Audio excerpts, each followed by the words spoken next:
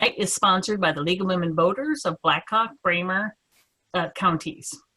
Following Kate's presentation, we're going to have some time for some questions. So we will be collecting them in two different ways. One way will be through chat on Zoom if you happen to be on Zoom. If you're not and you're on Facebook, then just make a comment on Facebook, and then we will do them best we can, collect them through the program, and then at the end of the program, of Kate's program, then we will ask her some of those questions. That way it helps on duplicates and not to interrupt her, and it just makes it, I think, flow a little bit better. This year was supposed to be a year-long commemoration of women's suffrage, as most of you know. But the pandemic made us postpone almost all of the events that were scheduled locally and statewide. But it is our hopes that we can next year reschedule most of them, if not all of them. And we will probably start meeting at least the first part of the year for locally to see if we can schedule those, and so it's safe to do so. So hopefully that will be something we can announce next year. So be on the lookout for those announcements. But I would like to have Doris Kelly. She is the chair of the Iowa's 19th Amendment Centennial Commemoration Committee. I would like her to share some of the ideas that she has for rescheduling all those events that were supposed to be happening, and then also tell you a little bit about the 19th Amendment website that she has. They've done a lot of work, and I would like to give her a few minutes to do that. Doris? Thank you, Cindy. On March the 31st, I sent out a news release announcing that the planned activities to commemorate the 100-year anniversary of the ratification of the 19th Amendment that we were postponing because of the COVID-19, and that we would be moving all of those into 2021. Just for the first 6 months, we had 108 activities planned. Now, on March the 31st, I also sent a letter out to all of our major sponsors on behalf of the 17 non-for-profit and nonpartisan Iowa-based agencies and institutions that partnered with us on the 19th Amendment, thanking them and explaining exactly what was going on, because as of today, we have raised, with the help of some organizations going out and funding their own activities, we're at close to $400,000 planned. Anyway, I wanted to make sure that our key sponsors were aware. There are some activities that are taking place, though. For instance, the Iowa Historical Site signage, you will find on our website. That's one of our programs, and it's called the Iowa Historical Site Signage and Voters for Women's National Trails. Dedication of the Mary Jane Coggeshall historical marker. It's going to be placed on the Iowa Capitol grounds on Saturday, September the 26th. I will be attending that event, and I have been asked by Mary Jane Coggeshall's great-great-granddaughter to speak. Also, the limited edition of the 19th Amendment Centennial Commemoration Illustrated Calendar.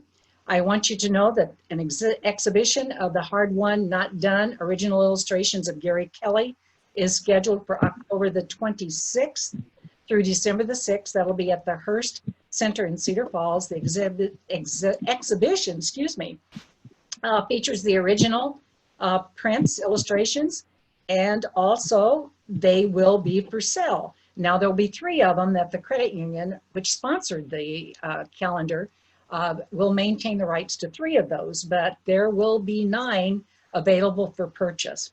Also, Iowa's history museums. I don't know if any of you had the opportunity to visit the Waterloo Grout Museum. They do have one of our suffrage wagons there, by the way, and they have a great display.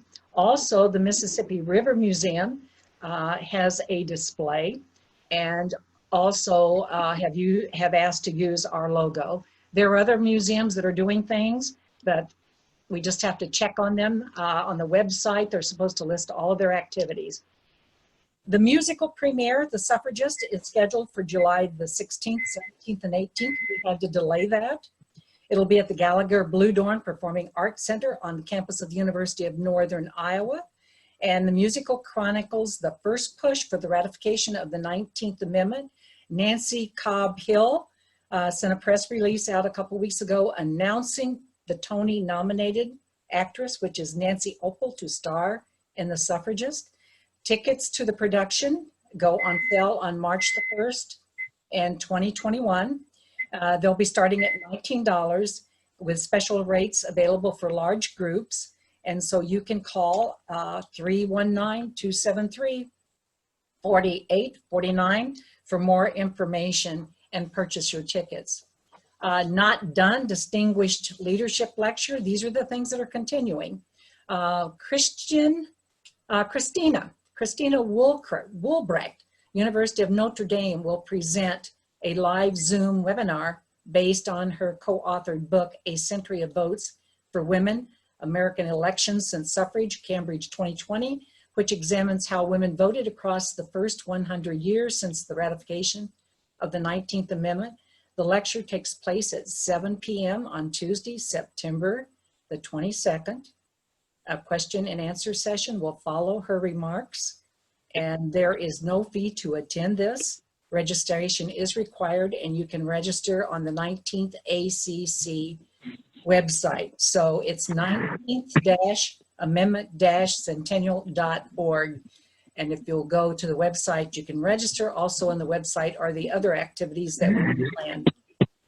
The official, what would have been the official's 19th Amendment Centennial Commemoration Celebration closing event, which the Iowa Women's Foundation, their 24th annual luncheon was scheduled to close out. They're still going to host the event. It will be Zoom, and it'll be October the 9th, 2020, but it is not going to close out the commemoration. But you can purchase tickets. It will be via Zoom, and I have sent Sherry information so that she can go on the website and or forward it to you. So purchasing the tickets, and they're going to focus on the 19th Amendment. Other than that, the webpage will continue into 2021, and everything will be listed as we move forward. I do recommend that the BlackHawk-Bremer, definitely get on that website and schedule that suffrage wagon for your parades that are coming out, because they're going to go pretty quick. As a matter of fact, Indianola has asked for it for, I think it's the 26th. They have a parade and they're wanting to use the suffrage wagon. There are two, a display and also one for parades. That's pretty much so it. I just wanted to mention, I was in Dubuque at the museum down there, and they had a Hard Won Not Done exhibit, and they were also selling the actual book that Carrie Chapman Catt wrote, the Dover Republication. So I hadn't seen that in Waterloo, so I bought one. So, but I'm glad to see it around the state. So, EJ, we have really been very involved in making sure that the information is spread across the state of Iowa. The kickoff event was February, Valentine's Day, and we had over 500 attend that kickoff event. So it was well attended. Good. Thank you, Doris, for all of that. And then now you can introduce our speaker, please. I am honored to introduce to you our guest speaker this evening, Dr. Kate Palshevsky. And if I mispronounce that, Kate, you can correct me later. Anyway, Kate is professor at UNI's Department of Communication and Media, and she is an affiliate faculty member in UNI's Women's and Gender Studies program. Kate teaches on topics such as political communication, argumentation, visual rhetoric, gender issues, social protest, and public advocacy. Kate's a scholar with numerous publications about women's suffrage, including essays on the 1919 prison special, which I was not aware of, and the history of women's suffrage movement, and what I found quite interesting, suffrage-related postcards. Kate's currently writing a book about the last decade of the struggle for the 19th Amendment, focusing on 1909 through 1919 time period. And please welcome Kate. And thank you for doing this, Kate. You all are most welcome. And I always find it's much more interesting to look at the things I'm talking about than to watch me talking. So I'm going to share a screen of a PowerPoint. And hopefully, if you give me a second, it should take over most of your screen.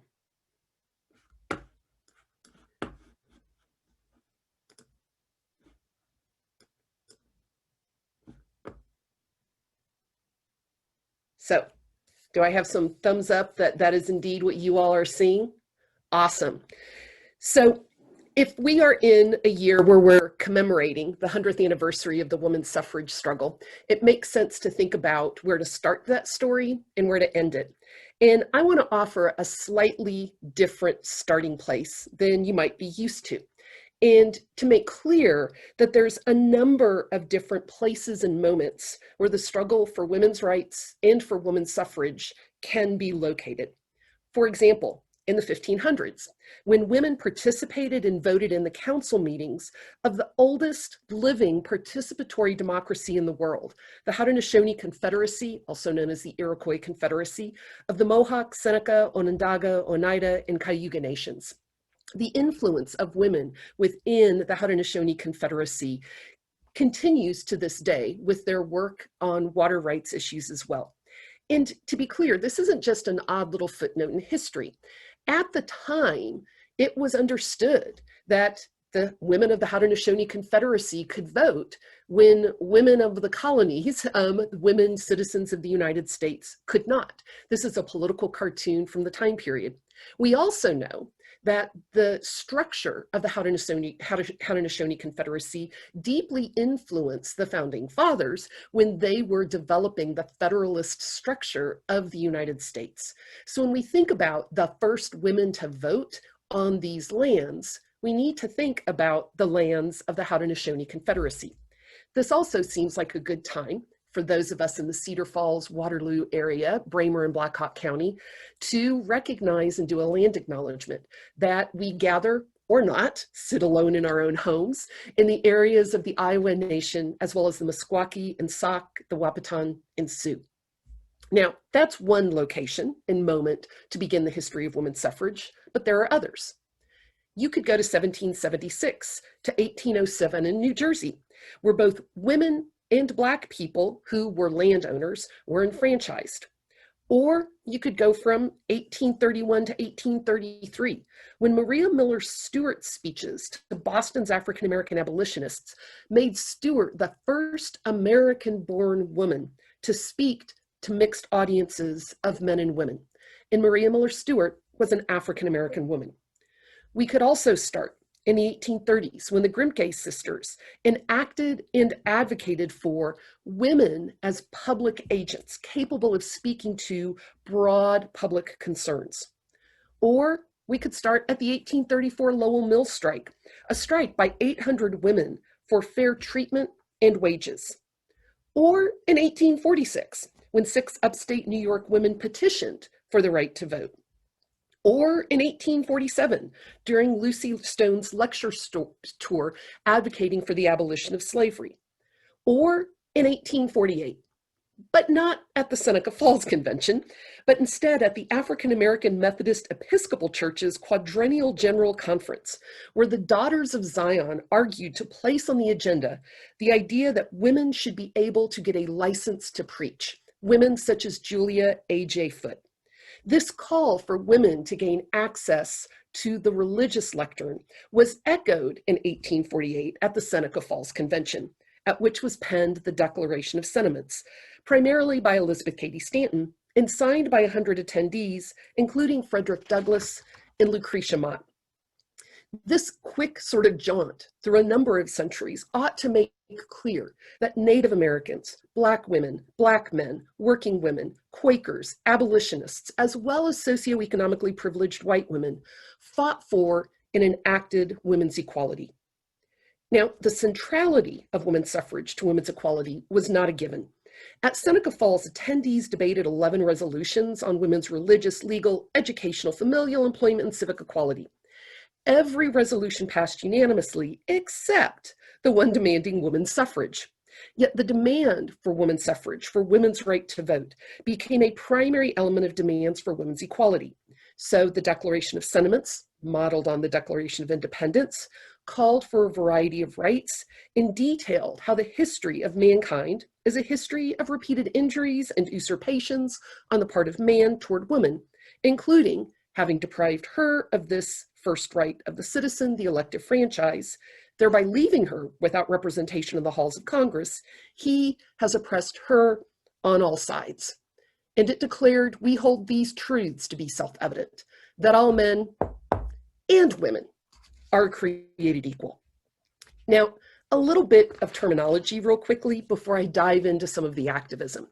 To be very clear, the women's suffrage activists in the United States referred to themselves as suffragists, and even the National Woman's Party's newspaper was titled The Suffragist, not suffragette. And you can see in some of these postcards from 1909 that the term suffragette was used actually to diminish, to make fun of, and to belittle the advocacy for women's suffrage. While advocates in Great Britain, particularly the more militant Pankhurst family, adopted suffragette as a label, it was not one that was taken on by women in the United States. So you'll hear me refer to women suffrage advocates or to suffragists as I talk through some of the actions that were done. So 1878 is when a woman's suffrage amendment would finally be introduced to the US Congress, and the wording was was unchanged until the amendment passed in 1919. But progress was really slow. So it's introduced in 1878. In 1887 is the first time one of the houses of Congress voted, and you can tell it didn't go so well in the Senate. Between 1888 and 1908, neither the House nor the Senate voted on the amendment. Now, there's debate to think in terms of how to think about the period from the late 1800s to the early 1900s. Those who were active in the American Women's Suffrage Association and the National Women's Suffrage Association, which would become the National American Women's Suffrage Association, referred to this period as the doldrums because progress was stalled. There were repeated failures of campaigns, referenda, and conventions to garner support for women's suffrage rights. In their history of women's activism called Man Cannot Speak for Her, scholar Carlin Cors Campbell talks about how between 1898 and 1909, the suffragists suffered a total of 164 defeats. And if you do the math, that averages out to one every 27 days. Basically, once a month, they faced failure. Now, even though it's called the doldrums, there's also another way to think of this time period.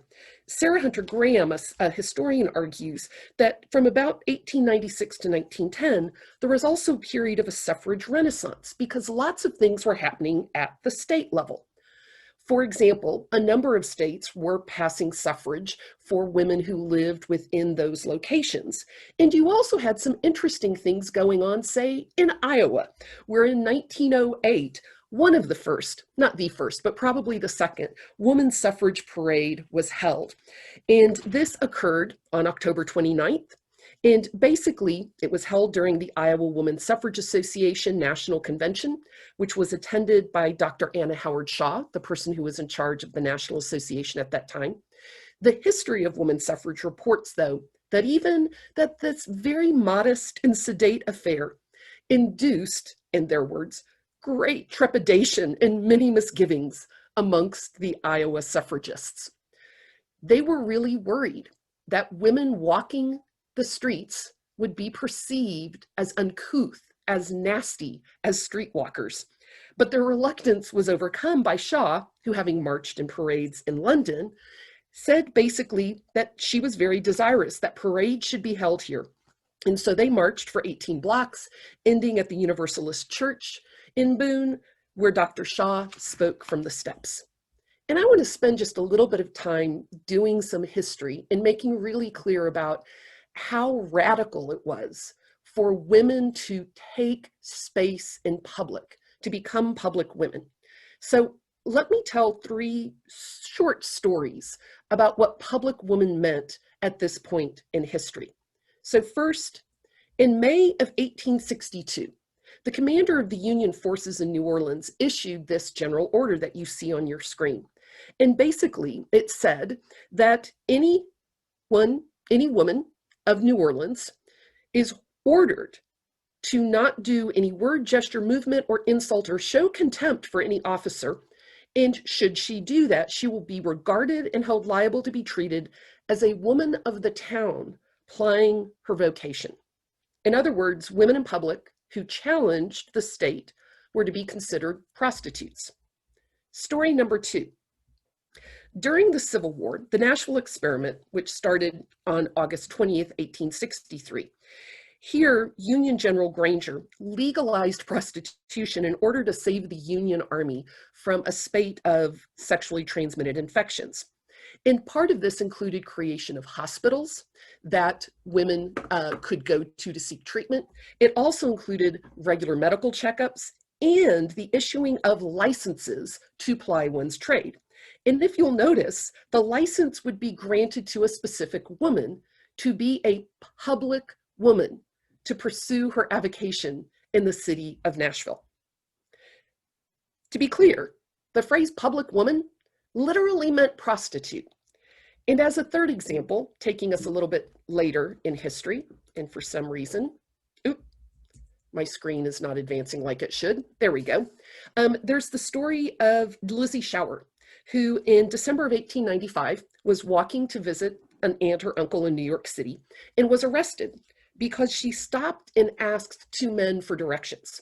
She was charged with disorderly conduct and basically prostitution, and was not released from the jail until a doctor inspected her to confirm she was indeed still a virgin. I do these sort of moments in history to make clear and to illustrate how the way in which women, when in public, were literally considered to be prostitutes. Thus, women's bodies in public were a site of argument that contested the meaning of public woman. The argument was that you could be a woman in public and still be a good woman. I also want to make clear, though, that this association of public women, of argumentative women, with prostitution was particularly pernicious for women of color and Black women. Sandra Gilman has an often cited, of 19th century artistic and medical iconography that traces how the image of the female Hottentot came to represent the Black female, the prostitute to represent the sexualized woman, and how these seemingly unrelated images all of a sudden merged with prostitutes and Black women becoming identical. Historian Paula Giddings convincingly demonstrates how by the end of the 19th century, the Black woman was seen in dualistic opposition to their upper class, pure and passionless white sisters, because Black women were the epitome, she argued, in public culture of immorality, pathology, and impurity of the age. To give an example of how this was deployed, there's the story of Ida B. Wells, an incredible journalist and activist for women's rights, for stopping lynching of Black people. And after Wells published an anti-lynching essay, the president of Missouri's Press Association wrote an open letter in 1895 to answer Ida B. Wells, and in that letter declared women were, quote, wholly devoid of morality, and that they were prostitutes, thieves, and liars. So to silence a Black woman who was advocating in public space, who was a public figure, opponents merely labeled her a public woman, a whore. So when we talk about the activism of women's suffrage, we're not just talking about a constitutional amendment, which is a big deal in and of itself, but we're also talking about the ways in which women carved literally a space for themselves to be in public and still be considered good women, to be considered as people who fit within the body politic. So how did they do that? One way was through the 1913 Women's Suffrage Procession, which was organized in a period of about 3 months. And here they really were trying to make clear women could have a space in public and maintain their femininity. The parade was led by Inez Mulholland, known as the most beautiful suffragette, according to the newspapers, and thus capable of dispelling the idea that suffragists were all mannish harridans. Instead, Mulholland, clad in white robes and astride a white horse, led the parade down Pennsylvania Avenue. And this parade was the first national suffrage spectacle, its message solely trained on a federal suffrage amendment. It was organized by the Congressional Union, a subgroup under the National American Woman Suffrage Association, primarily by Alice Paul and Lucy Burns and Crystal Eastman.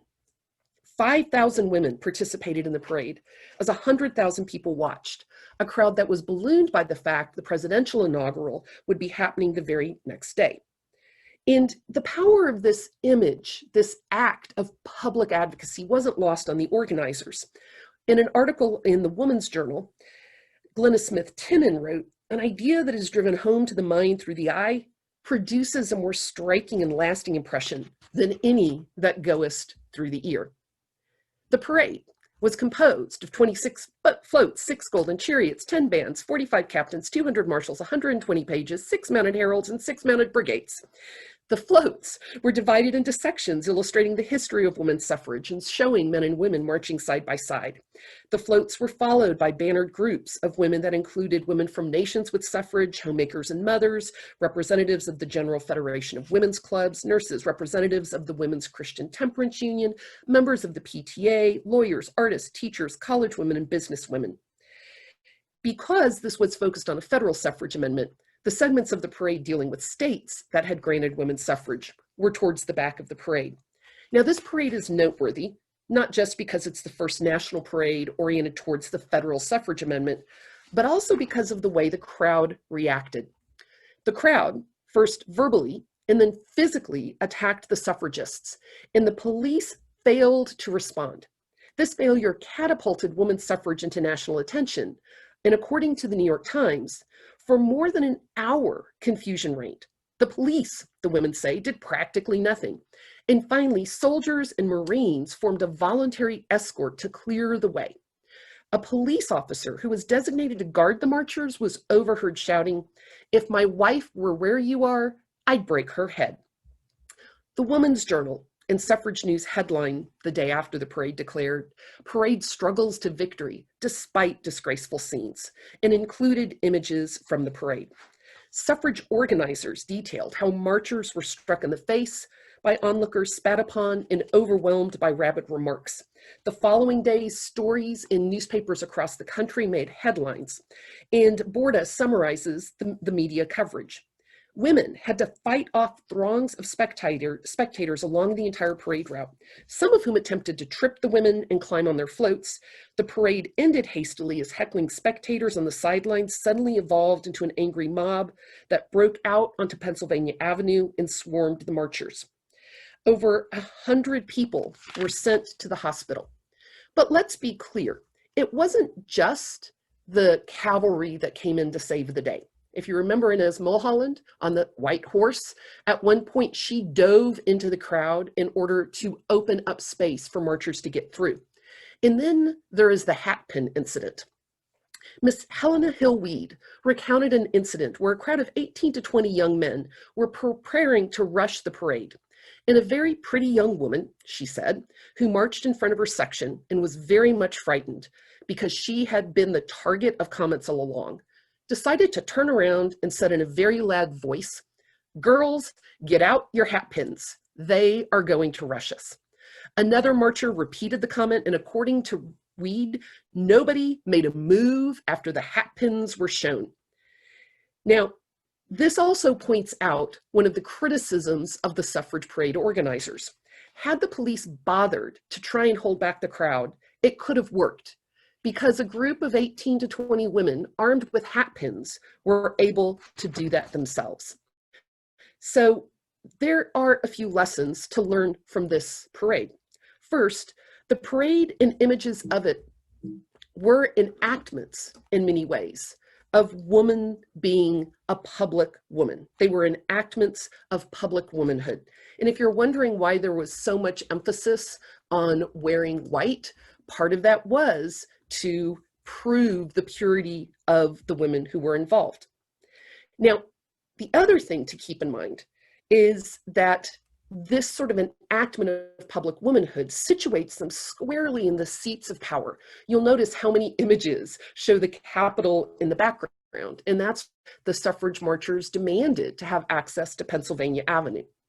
The uniqueness of this event is highlighted by the fact that the presidential inaugural parade that happened the very next day explicitly barred women from participating, announcing only the sterner sex will march in the inaugural parade. A second lesson, though, is that the backlash made evident women's vulnerability and impaired citizenship. One of the arguments about why women didn't need the vote was that men would protect them. Yet here is an example of where men were not protecting women, but were actually the ones who were putting them in danger. There's a third lesson too, and that is we really need to see race.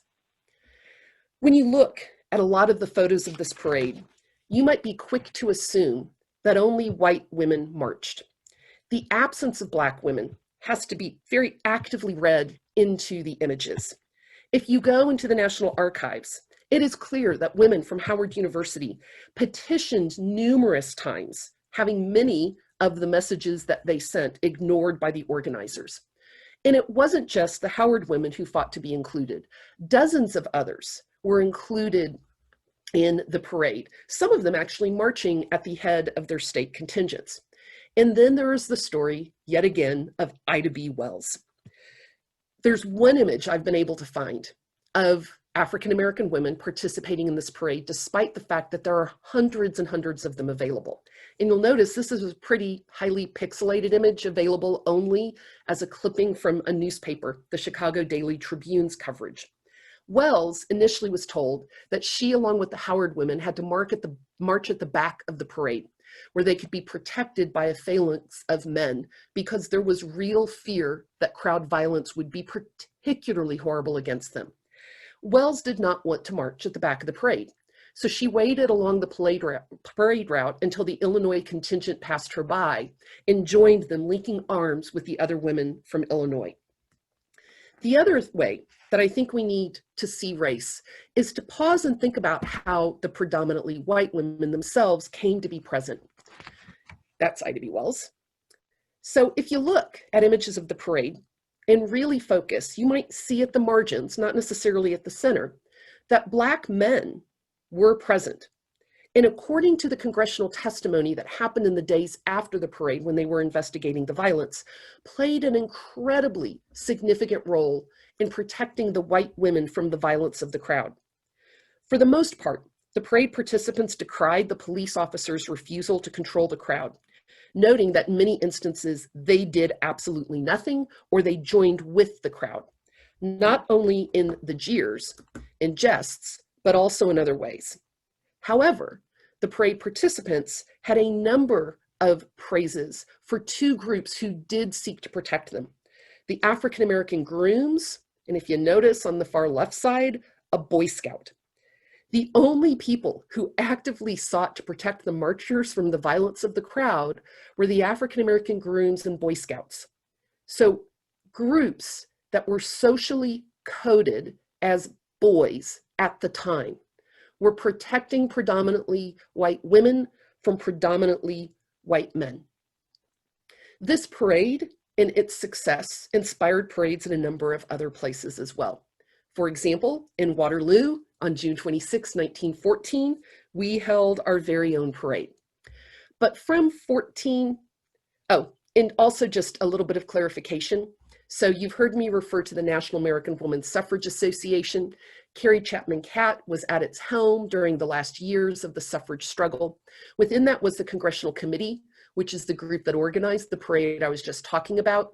It eventually became the Congressional Union and then split and became the National Woman's Party, predominantly organized and led by Alice Paul and Lucy Burns.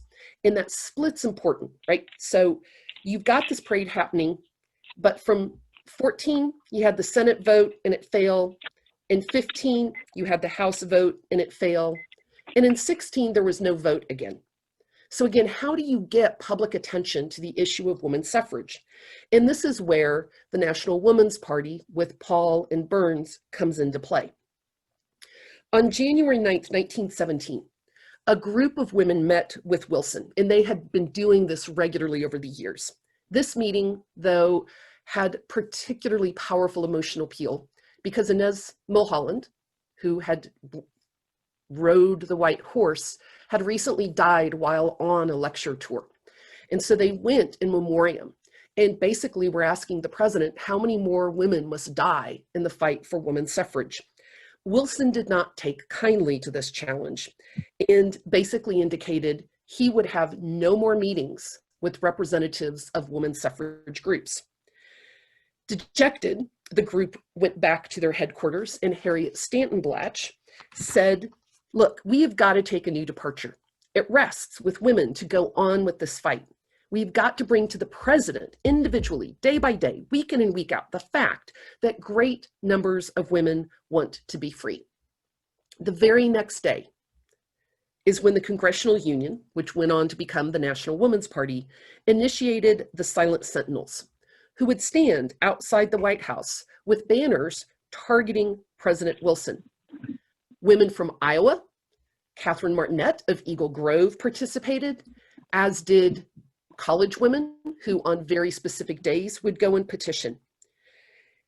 Within months, though, on April 6th, the United States would enter World War I, and Wilson and others became far less tolerant of the protest, appalled that anyone would dare picket the president during wartime.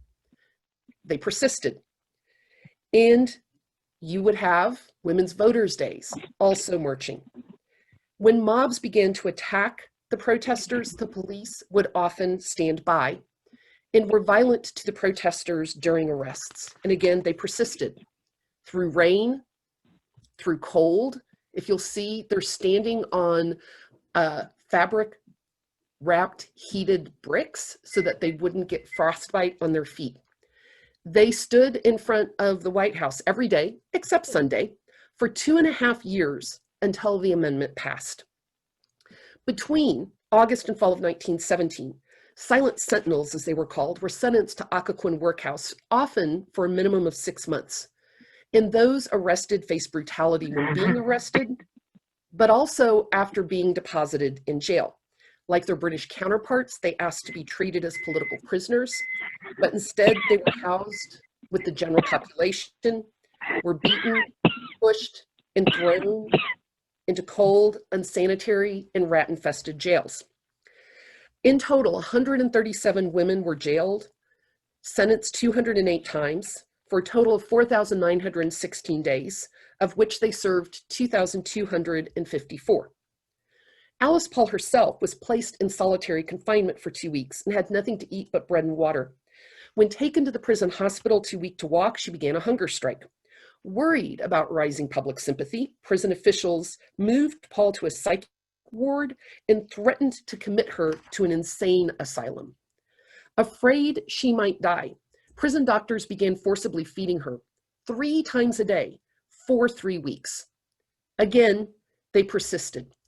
And like in Great Britain, they used both verbal depictions of the hunger strikes and images of weakened women returning from their time in prison as what they thought the perfect propaganda fodder, excellent ammunition. You would see image after image showing up in The Suffragist of how mistreated women were sacrificing on the front lines for democracy. Now, although it appears no images of her exist, Mary Church Terrell and her daughter did indeed stand as silent sentinels on a number of occasions. In her autobiography, Mary Church Terrell's autobiography is titled A Colored Woman in the White World, Terrell writes that several times, and often on a bitter cold day, the NWP headquarters would contact her and ask her to picket. And she remembered that as a rule, I complied with the request, and several times Phyllis, my daughter, would come with me and swell the ranks. Sometimes it was necessary to stand on hot bricks supplied by a colored man employed expressly for that purpose, to keep our feet from freezing. On one occasion, she wasn't able to make the call, and that was the day where everyone got arrested. And so she narrowly missed spending time in jail. Again, African-American women played a central role in suffrage advocacy, but their importance was not always recognized. And this brings me to sort of the third moment where women's bodies in public made an argument for women's suffrage, and that is the 1919 prison special. How did we get to it? If you look from 1918 to 1919, you had both Senate and House votes on the woman's suffrage amendment, at this point called the Susan B. Anthony Amendment. And while the House was passing the amendment, the Senate was failing to by 2 or 1 vote. And so the question was, how do we get that last vote?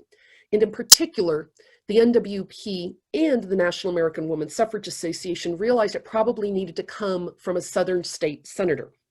So the National Woman's Party planned the prison special. And they had it all planned, they were set to go, and the 1918-1919 influenza epidemic put their plans on hold, and it had to be completely rescheduled. It eventually did happen, basically from February 15th to March 10th in 1919. This cross-country train tour stopped in 16 cities in 24 days under the slogan, "From Prison to the People." And on board were 26 very carefully selected, prominent and respectable white women. 10 were married, at least 9 were college educated, many with advanced degrees, 4 were related to prominent politicians or descended from founding fathers, and many were from very financially well-to-do families. Many, well, all of them had had to have served time in prison for their suffrage activism, and many of them had been forcibly fed. One character in particular I find really fascinating, Mrs. Louisine Waldron Elder Havemeyer, the richest woman in New York, known as the Sugar Baroness, was always introduced as grandmother to 11 children. Now, she had not served time in jail because no one was going to imprison Mrs. Elder Havemeyer. She really wanted to go on the prison special tour, though. So when another prison specialist, or when another silent sentinel was being sentenced, she decided to heckle a judge. And the judge was like, "Mrs. Havemeyer, you've got to stop or I'm going to put you in jail." And she was like, "Please, bring it on." And so she got thrown in jail for being disrespectful to a judge, and that qualified her to go on the prison special tour, and on she went. During the tour, the prison specialist, but not Mrs. Havemeyer, would wear replicas of their prison uniforms, which would have a variety of characteristics, the sort of drab shoes, the drab clothing, and they would enact what it was like for them to have been in prison. They would distribute, particularly in rural places, a pamphlet titled "Jailed for Freedom," and would also throw issues of the suffragist to whoever would want to listen.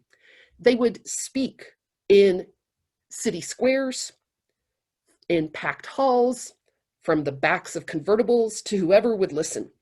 And the NWP said, "We really want the country to understand the lawless and brutal lengths to which the Wilson administration has gone to suppress the lawful agitation for suffrage." During this tour, stories in the pamphlet and that they would tell repeatedly emphasized the indignities of prison, and in particular, the indignities of white women having to be jailed with Black women co-prisoners. Remember, the goal was to find a Southern vote. And the suffragists knew, as a result of previous speeches that they had given in the South, that Southern newspapers were particularly affronted by the idea that white women were being jailed with Black women. And one newspaper even saying, "Well, if it takes passing suffrage to make sure that doesn't happen, I guess we're going to have to start supporting suffrage." So one of the things to be clear is that the white women on the prison special used Black women in a way as a foil, as an argument to say white women didn't belong in prison with Black women at the time. Now, let's be clear, that wasn't the only way in which activists for women's suffrage, white activists, forsook Black women suffrage activists as well. There were a number of occasions where, when Southern senators and congresspeople would worry about the enfranchisement of Black women, suffrage activists from both the NWP and NASA reassured them that the same way Southern states have suppressed the Black male vote, you will be able to suppress the Black woman's vote. In congressional record debates, though, it was clear that white supremacist senators and congresspeople were particularly worried about Black women voters. For example, Representative Clark believed Black women would not be as easily cowed as Black men and would be, quote, much more insistent and vicious in their demands for social recognition, which he said will never be accorded to them. Clark worried that Black women were fanatical on the subject of voting. But it was not just Black women that many were worried about. When Southern senators and congresspeople were warning about the effect on white supremacy, which at that time was a term that was accepted as a universal good, they warned Western states about the influx of Chinese and Japanese women. Suffragists' answers were always, you can suppress those votes. So the suffrage amendment eventually passes. And we need to tell some other stories, though. So we need to tell the story of how the 1920 elections proved women's suffrage had not been achieved. 5 million Black women were denied the vote in the 1920 election. In Boston, Black women voters were targeted with notices of phony fines. In South Carolina and Virginia, the KKK intimidated, harassed, and physically barred Black women and men from voting. In Florida, 50 Black women and men died in a spasm of white election day mob violence. We need to tell the story about how in 1921, during the National Woman's Party Convention, a delegation of 60 women sent by colored women's organizations in 14 states, according to the story, using that language, presented a petition to Alice Paul to call attention to the flagrant violations of the intent and purposes of the Susan B. Anthony Amendment in the election of 1920, and demanded a federal investigation of the disenfranchisement of 5 million women. Paul refused because, quote, the Woman's Party has pledged not to raise the race issue in the South, and this was the price it paid for ratification of the Women's Suffrage Amendment. For Paul, the disenfranchisement of 5 million Black women wasn't a woman's issue, but a race issue. So we need to remember that the enforcement provision of the 19th Amendment, which should have been triggered by the events of the 1920 election, was never used. So hard won and not done is absolutely accurate. And it's not just because women's rights are not done, but because voting rights were not done. The hard work of winning women's suffrage was continued, making clear that votes were for Black women. It was continued by the Colored Women's Voter League in Georgia and those who petitioned the NWP to seek a federal investigation. The work for women's suffrage was continued by Zikala Sa, a member of the Yankton Dakota Sioux, who were not considered US citizens and hence were not allowed to vote. Their call was to Americanize the first American, she urged in 1921. Even after the Indian Citizenship Act she had lobbied for became law in 1924, it did not guarantee the vote. So Zikala Sa agitated for full voting rights for the rest of her life. We need to remember the work done. In 1948, when legal barriers were finally removed from Native Americans voting, when Miguel Trujillo, a Native American of the Isleta Pueblo and former Marine, sued New Mexico for not allowing him to vote. And it was only in 1962 that Native Americans finally gained the right to vote from every state legislature. We need to remember the work done in 1952, when the McCarran-Walter Act granted all people of Asian ancestry the right to become US citizens, and hence the ability to gain access to the franchise. We need to remember that it wasn't until the 1960s, with the Civil Rights Act, the 24th Amendment prohibiting poll taxes, and the Voting Rights Act, where voting rights expanded to African Americans. And we need to remember Fannie Lou Hamer, speaker, community activist, voting and women's rights advocate, who herself was arrested and jailed and beaten for seeking to register people to vote.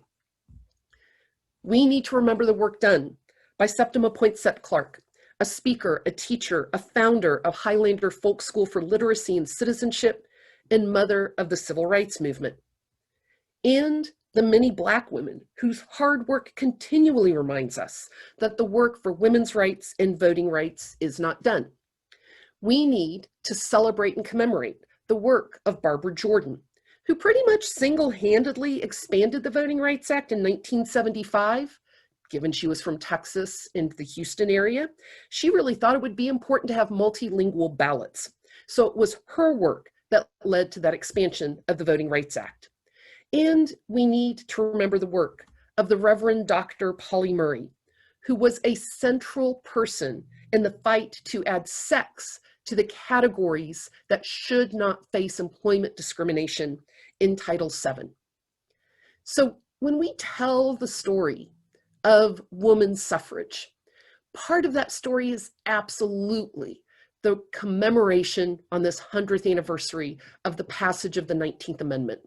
But if we're going to tell the full story of women's suffrage, we have to begin that story far earlier than the 1848 Seneca Falls Convention, and we have to continue that story long after the 1919 ratification. The rights to vote, the rights to be a public person, the rights to be part of the body politic are hard-won and never done because they have to be constantly re-secured. So when we're thinking about celebrating this commemorative moment, who should we look to for advice? Who should we look to for inspiration? And here I would go to Frances Ellen Watkins Harper, who was a poet, a lecturer, an abolitionist, and an ardent suffragist, who in a speech delivered at the 11th National Women's Rights Convention in 1866 offered this ethic of solidarity. We are all bound up together in one great bundle of humanity. And society cannot trample on the weakest and feeblest of its members without receiving the curse on its own soul. So as we commemorate the 19th Amendment, we face hard work that is not done to remove that curse. If you're interested in learning even more about women's suffrage, Doris went through a number of events that are really important to think about. The website for Hard Won Not Done and to access the suffrage wagon replica can be found, and it would look something like this. What's also great about this website is there's an events calendar that lets you know what things are going on and in what form. I would also encourage you to visit the Cedar Falls Historical Society. They have an exhibit going on, and also if you go to their website, there is a lecture on women's suffrage postcards by me, if you're interested in learning more about that. There's also the Grout Museum, who has extended its exhibition, Remember the Ladies, on women's suffrage. And there is also a chance, if you want to look at more postcards, to visit the UNI Scholar Works page, where the archive that I've amassed has been digitized. You also could watch The American Experience, The Vote. It's a two-part series, and you'll see some of my postcards show up in that as well, which is really nice for the UNI Scholars Work Archive to get a shout out. And it also offers an excellent history and retelling of the fact that when we talk about women, we also always have to talk about race. I really appreciate you joining us, and I think there's a chance for questions. So I'm going to exit from full screen and see if there's a chance for us to talk. Well, thank you, Kate. Before questions, I want to tell you what amazing stories those are. I know a lot of the comments on both Facebook and on Zoom have been just positive comments, not really questions yet. So I don't know if anybody has any. Some of the comments I will share. One comment was that the public women's stories are fascinating. Another example of women having to fight for their rights to their own bodies. Things that have kind of continued. Another one, perhaps we should say something about that real quick too? Oh, yeah, sure. So there is a wonderful video by a scholar by the name of Karen Vasby Anderson that you can find online that talks about the pornification of women political candidates. And they analyze, based on scholarship that's been done by Kelly Winfrey, who is a scholar at Iowa State as well, both how Hillary Clinton and Sarah Palin got read through lens of sexualization. And I'd also point out a number of other incidents. So when Kirsten Sinema, a senator, wore boots onto the Senate floor, there was posts all over social media that she belonged on a stripper pole rather than on the floor of the Senate.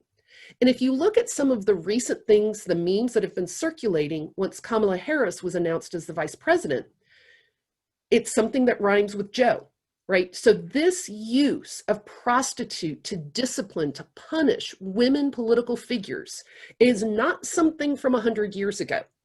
The legacy still exists, and it applies to all women, right? I listed 3 examples of Democratic women and 1 Republican, but for folks who study political communication, the way in which the sort of threat of losing your virtue if you're a public woman has not dissipated. Amazing. Another comment was, perhaps we should carry hat pins at protests these days. Also, perhaps we need protesters on horses to clear the path and push back hecklers. You know, I study social protest. There are a variety of ways to react to hecklers, to react to state violence. And the thing that I think we've learned from histories of protest is that all those reactions matter and have a place. And some research that's been done by some scholars sort of looked at the WTO protests that happened a while ago. And one of the things they discovered was that during protests, like in Seattle, where there was property violence and police violence against protesters, there was massive media coverage of the demands of the protesters. So more of the substance of the protest made it to the news when there was property damage and police violence against protesters. Soon after the Seattle protest, there was another WTO protest at which there wasn't violence. There was 0 news coverage. So here's one of the sad realities.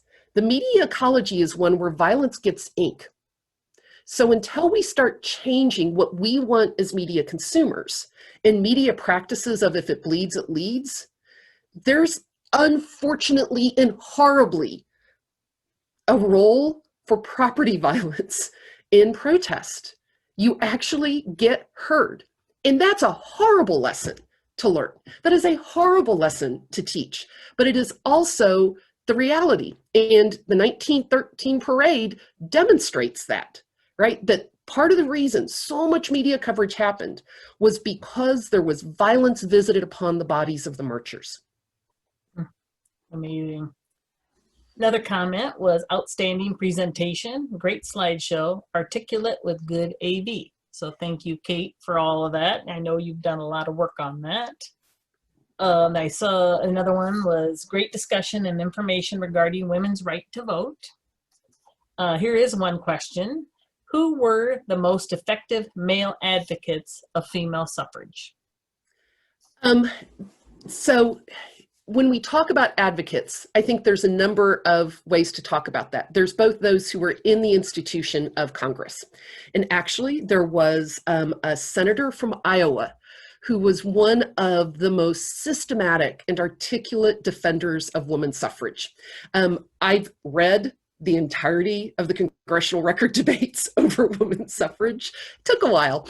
And I was just pleased as punch to go through, and I'm taking notes of all the arguments. And then there's this person from Iowa who stands up and speaks and just systematically answers each point. And it was a joy to sort of see. There were also those who helped with outside of institutional structures. And there's a book, and I'm looking up on my shelf to see if I can find it because I'm not going to remember the title. Oh, I know what it is. It was Suffragents. So suffrage, G-E-N-T-S. And it is a book that focuses on, many of them were husbands of suffrage activists or close friends. And so there would be a number of occasions, particularly when these socially and economically prominent women would tap into their network of friends and say, go talk to a senator. They won't even talk to a woman. So Suffragents, if you're interested in male advocates of women's suffrage, is a great place. And then the congressional record, you'll get to see how and for some reason the name is escaping me, the legislative leader from Iowa, one of the best arguers. I also think it's incredibly important to remember Frederick Douglass. So Kate, I was if you going to ask you remember, about that one. if you remember when I was telling the story of the Seneca Falls Convention, Frederick Douglass attended and signed the Declaration of Sentiments and was an ardent advocate of women's suffrage. There was a group called the American Equal Rights Association, AERA, which was for universal suffrage. This was a group that fought both for African-American suffrage and women's suffrage. And there were big debates that went on there between Anthony and Douglass about should it be women's suffrage, meaning white women's suffrage first, or should it be Black male suffrage with the 14th and 15th Amendments. And those debates are fascinating to read. But Frederick Douglass is another incredibly important figure, also demonstrating that we have got to tell a much more complex history that recognizes the racism built into white women's suffrage advocacy for the amendment. Mm-hmm. Thanks. Another comment was, and this is for Doris too, I liked seeing the suffrage wagon in one of the parades. So I guess I didn't get to see that suffrage wagon yet, but I thank you, Doris, and your committee for bull horns all the way trying to get that suffrage wagon, because I know it was a lot of work. Cindy, we have 2 suffrage wagons. We have a display, and then we have one for parades. Yep. But I also, while you're going through these comments, I wanted to mention, Kate, what about the young man from Tennessee that actually voted? Do you remember? Would you share that story? Yeah. Because I think people would love hearing the story. So if you want to watch a fun video, if you go on YouTube and search Lady Gaga Bad Romance Women's Suffrage National Women's Party, there's a really cool video that tells the story of the National Women's Party, although it calls it the National Women's Party. That's the only typo, but it does some of the history. And one of the things it shows is a young man wearing a red rose. So a red rose was one of the symbols of the remonstrants, or women who were opposed to women's suffrage, the anti-suffragists. So this is the story of that tail end of the video. When women's suffrage it had passed the House and Senate and was going through ratification at the state level, Tennessee was one of the last chances to get it ratified.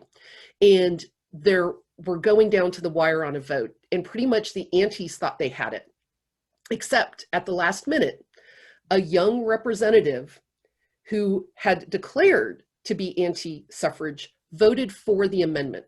And the reason was that they had gone to visit their mother, who was ill, and their mother said, you need to do this. It is the right thing to vote for this amendment. And he had this note tucked in his pocket. And so before he voted, he sort of looked at the note and was reminded of his mother's words and voted. And there was mayhem, because that meant the suffrage amendment became law. It became part of the US Constitution. There were some very unhappy anti-suffragists. And so the story is one vote, right? This is where my argument would be, I know we sometimes want to avoid talking politics with family. It's hard. But for democracy to work, we've got to be able to talk politics with strangers and with family. And you never know when that conversation you've had, which might drive you batty, but when that conversation you had might actually get someone to start thinking differently about a topic. Every conversation we have with family, every conversation we have with strangers, because after all, Fred, by the way, is my teaching assistant. You might hear him in the background. He is also reaffirming that conversations, loud, barking, whatever form they are, we've got to keep having even when they're hard. Kate, didn't that note say something about be a good boy and support Miss Cat on the ratification? I've got it in one of my books. I don't have the exact wording on the top of my brain right this moment. I'm going to close my door since Fred is not adding much to this conversation. Give me 1 second.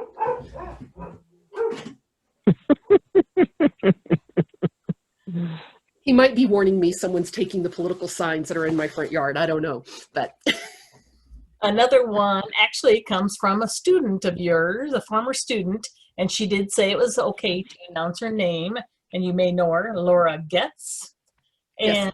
she said, a great presentation, thanks. Any advice for current voting and civil rights advocates building true coalitions and not falling prey to "it's our turn, not yours" mentality and infighting? Also, what is a good resource for learning more about Frances Harper? Oh, so uh, let me say this. If any of you want any additional resources to learn about more things, feel free to email me. It's my last name at uni.edu. I am happy to give reading assignments when people really want to read. That's exciting. And there's a wonderful chapter about Frances Ellen Watkins Harper that is in a book about African American women rators. And that would probably be the first place I'd start. And then hopefully in a year, a master's student that I'm working with who is writing about Frances Ellen Watkins Harper will have something really cool to read about them as well. Go Rifat Siddiqui. So that would be the Frances Ellen Watkins Harper part. In terms of the sort of question about coalitional politics, and I think Sherry's asked that about as well, right? Are there any multiracial women who work together? And let me be clear, during the women's suffrage struggle, there were absolutely white women who worked hard to make sure African American women were represented.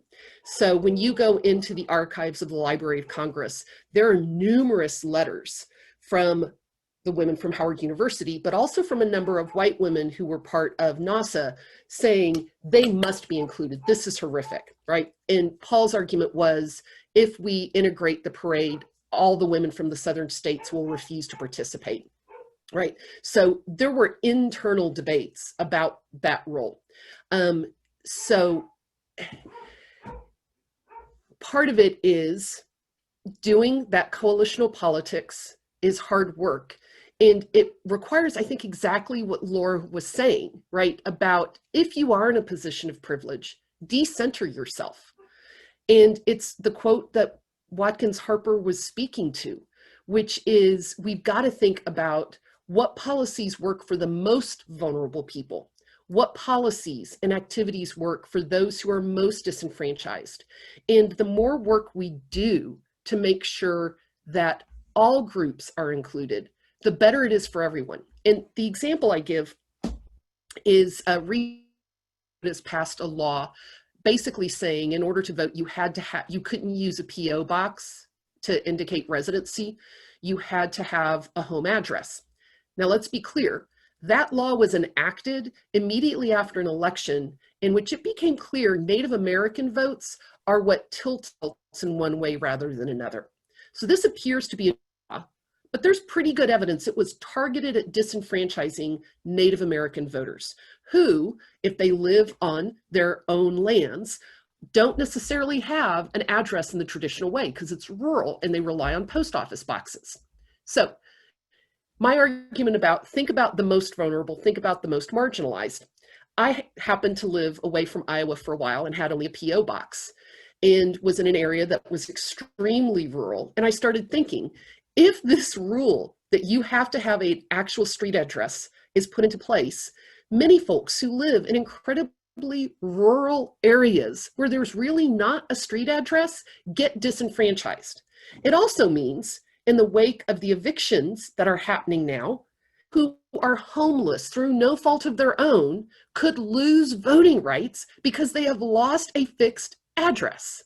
So part of this is to think not about what benefits me, but what benefits the most. And it turns out often, if you think about the feeblest, if you think about the most marginalized and do policy by centering them, you end up helping everyone. Mm-hmm. I don't know if that worked or not, Laura. You know how to find me if it didn't. One other comment and question. It is so discouraging to hear about all of the efforts to suppress the vote of Black women, Hispanic women, and Native Americans. Were there any groups of multicultural women who worked together? Not that get recorded in the main stories that are told. I mean, and I'm trying to be careful about this. Like if you think about the stories you've heard about women's suffrage, they're often the story of Carrie Chapman Catt, who absolutely deserves to have stories, or Alice Paul deserves to have stories. Part of those stories is that both of them were happy to sell out Black women, Chinese women, Japanese women in order to get white women the vote. That's part of the story we got to tell too. But there were people who were working, like I said, across racial lines and ethnic lines. And one of the coolest things I found is there's a flyer in Spanish inviting people to a women's suffrage rally in El Paso, Texas. Right, so there were clearly appeals to Hispanic, Latin American, Chicana women at that time. But finding that stuff is really hard, right? Because if all you rely on it for history is the history of women's suffrage, that was compiled pretty much by Anthony and Stanton, and its sole goal was to center them in that story. In the National Woman's Party story, in fact, really didn't start getting told until about 10 to 15 years ago, because the history of women's suffrage dominated, and so it was all about NAWSA. It was all about the National Women's Suffrage Association. If you go into the archives of the National Woman's Party, right, you will find them writing about how do we figure out how to get Southern votes, and pretty willingly saying we'll sacrifice the Black woman's vote. At the same moment, remember, that they're reaching out to Mary Church Terrell to have her stand as one of the silent sentinels.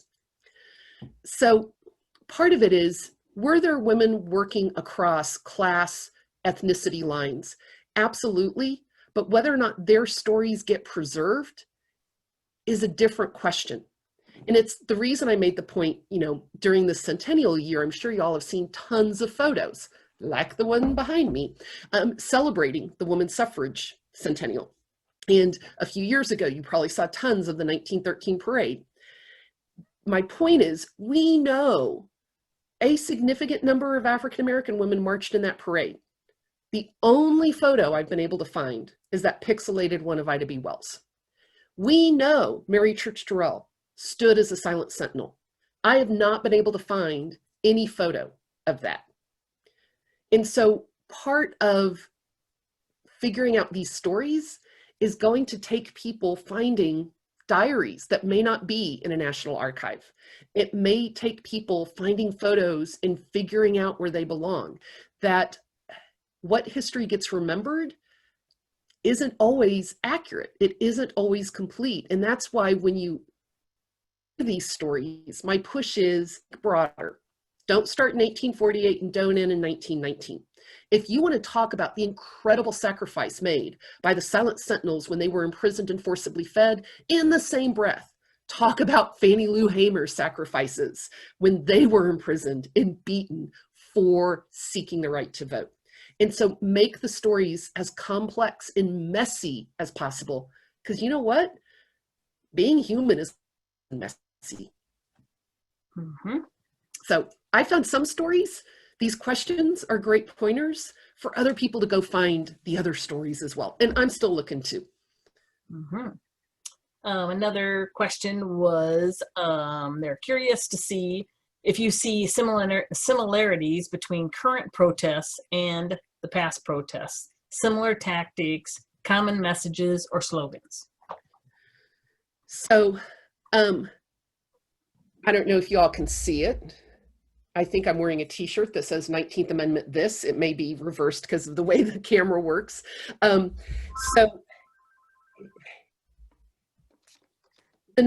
here's one thing. The 19th Amendment issue, I think, is still around. There are people advocating that the 19th Amendment should have been repealed. So there was a meme that circulated during the last presidential election titled "Repeal the 19th." And you have people like Ann Coulter, political commentator, making the argument women should be stripped of the vote because they vote wrong. Now, let's be clear, right? Ann Coulter thinks they vote wrong because they vote Democratic. When you look at the statistics, it is predominantly women of color who vote Democratic. In the last presidential election, I think it was 52% of white women voted for the current president. And so when Ann Coulter is saying women vote wrong, she's saying the wrong women to her vote wrong. So there's still debate about the 19th Amendment. And so one thing, some of these arguments aren't gone. The argument about public women, the way that Kamala Harris is being treated with some of the memes is evidence that we still need some of that protest. The same argument about public women is going on. So there's that way to answer the question. The other thing is tactics and protests. Street marches, right? Protests in the street. Let's be really clear, and I can do more history on this. Women taking the streets in protest was a huge radical deal. And people thought it was horrifying. There were some women who were for women's suffrage but refused to march. They would only ride in a car during the parades.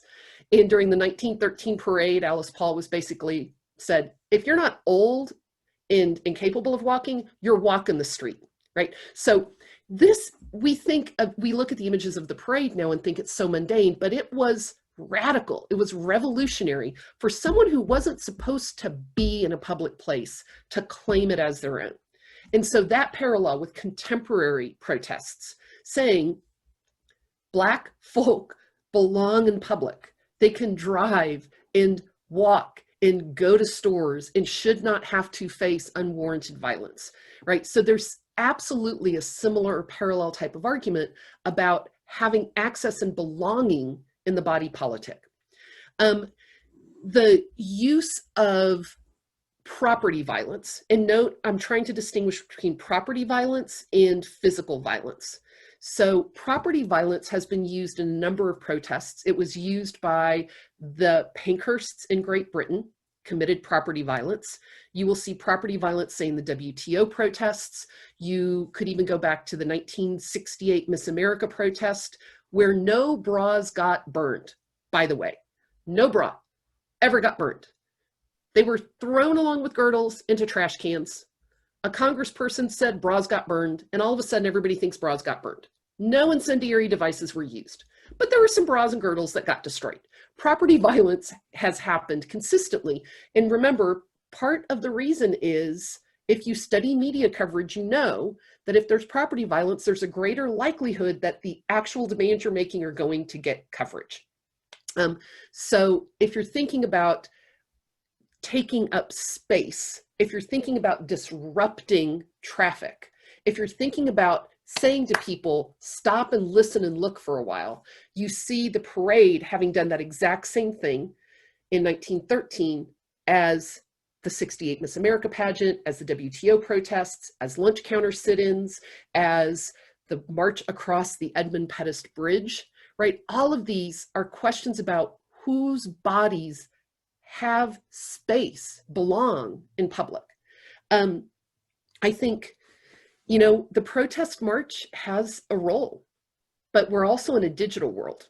And so the interesting things that have been changing, if you study protest, is how do you mobilize action in social media or the digital world? And if you're interested, there is a glorious article called Digital Zapatistas that looks at the Chiapas uprising and the Zapatistas, who these were in the very, very early ages of the interwebs, used digital activism, both as support for embodied physical activism, but also as a way to mobilize support across national lines. So I don't know, that there's an entire class on this. And so I'm trying to figure out what part to focus on in answering the question. And I'm not sure I'm getting at what you are asking. So feel free to do a follow-up if you want me to get more specific on something. Another question was, could Kat's and Paul's approach to advocate only for white women been very strategic to get the amendment passed in the first place and then expand the net later? That would be a lovely theory.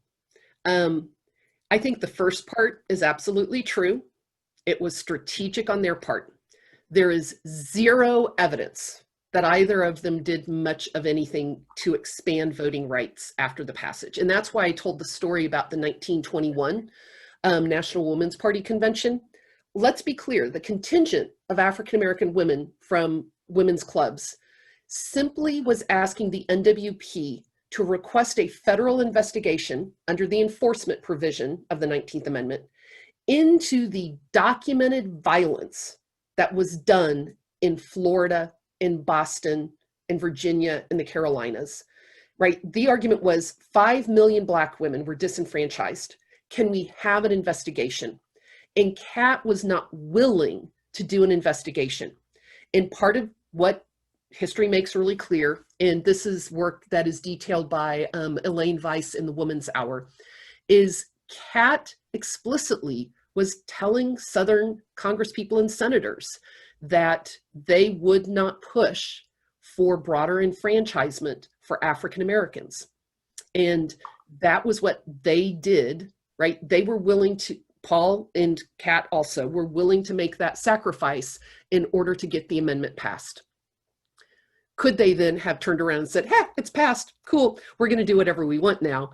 They could have, and they didn't, right? It took African American women advocating for the right to vote for African American women to get the vote. It wasn't where, so at the end of the ratification of the amendment, the National American Woman Suffrage Association becomes the League of Women Voters, nonpartisan, focusing on educating women how to vote. Paul immediately turns and starts advocating for the Equal Rights Amendment, right? That's where their energies go. And it didn't go into making sure that there really was universal suffrage for all men and all women. Okay. Another question or comment was, will there be an encore presentation or recorded? And we have been recording this. So this will be on Facebook and our website. I believe Mike would probably explain that a little bit better, but yes, we have recorded this, so we will be able to post that and you'll be able to watch. Some people had to come and go or their sound went out, different things like that. A few other comments were, so interesting, very well presented. Thank you so much. Another comment, excellent, helpful presentation. Another one, I learned a lot from your presentation. And this one is very true. Kate was brilliant as always. Thank you.